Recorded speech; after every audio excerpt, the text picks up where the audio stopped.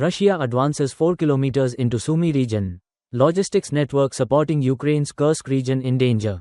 The US-based Institute for the Study of War, ISW, updated the war situation in Ukraine on February 21, mentioning a notable new development on the Kursk front. According to ISW, some Russian military bloggers and media on February 20 mentioned that the Russian army had taken control of the villages of Novenke and Basivka in Ukraine's Sumy region. Basivka is about 4 kilometers from the Russian border. The new development appeared a day after Russian President Vladimir Putin announced that a Russian army brigade had entered Ukrainian territory from the Kursk region. The 810th Marine Brigade has entered the village of Basivka. ISW quoted information from the Russian side. In addition to the above advances, Russia has also gained some territory west of the town of Sudra, apparently to create a more solid springboard for its incursion into Ukrainian territory. It is unclear what Russia's purpose is in invading Ukraine's Sumy region for the first time since 2022.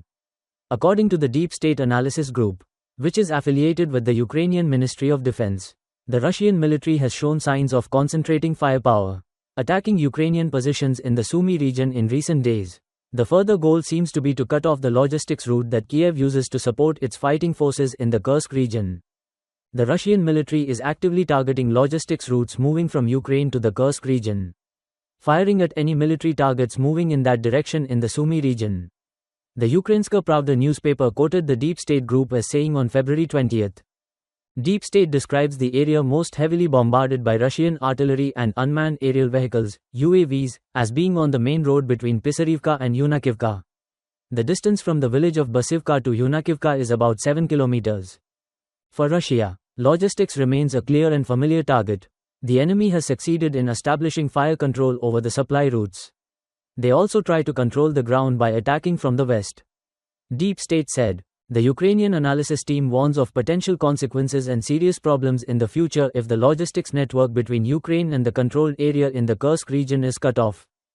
In other news, Russia, strong advances in the Kursk region. Ukraine, retreats, more than 800 square kilometers. Ukrainian forces pushed back. In an interview with Krasnaya Zvezda, Russian newspaper, on February 20, General Sergei Rudskoy, head of the main operations department of the General Staff of the Russian Army, said that since August last year, the Russian army has regained control of more than 800 square kilometers of territory in Kursk, equivalent to 64% of the area controlled by Ukrainian forces after a surprise cross-border attack on Russia. The Russian army has regained more than 800 square kilometers of territory in Kursk from Ukraine, equivalent to 64% of the total 1.268 square kilometers controlled by the enemy in the initial stage of the campaign, Mr. Rudskoy said, noting that Ukrainian forces suffered heavy losses in Kursk. Regarding the situation on the front line, Mr. Rudskoy said that the Russian army currently controls 75% of the area of Donetsk, Zaporizhia and Kherson regions in Ukraine and more than 99% of the Lugansk region. Mr. Rudskoy stressed that these four regions are part of the territory that Russia annexed and will never return to Ukraine. Last year was a turning point in our efforts to achieve our goals on the battlefield.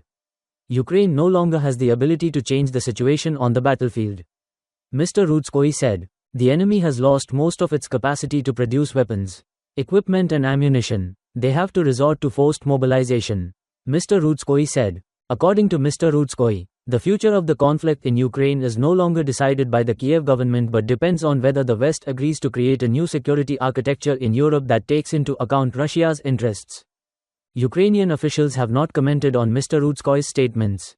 On February 13, Ukrainian Commander-in-Chief Oleksandr Syrsky admitted that Ukrainian forces only controlled about 500 square kilometers in Kursk, equivalent to 38% of the territory controlled at the beginning of August 2024. In a statement on February 20, the Russian Defense Ministry stated that since August 2024, Ukrainian forces had lost more than 62,200 soldiers, 373 tanks, 279 infantry fighting vehicles, and 229 armored personnel carriers in Kursk. Continued attacks. On February 20, the Ukrainian Air Force announced that the Russian military launched 161 UAVs and 14 missiles of various types into Ukraine. Of these, the Ukrainian Air Defense Force shot down 80 UAVs in 11 areas. The remaining UAVs disappeared from radar screens without causing damage or were still operating in Ukrainian airspace. The Ukrainian Air Force said that 14 Russian missiles targeted important infrastructure in Ukraine, but did not say whether any missiles were shot down. Ukrainian Energy Minister Herman Halushchenko said on February 20 that the Russian missile and UAV attack damaged many gas production facilities in Ukraine. Explosions were heard in Kiev, Odessa and some neighboring regions.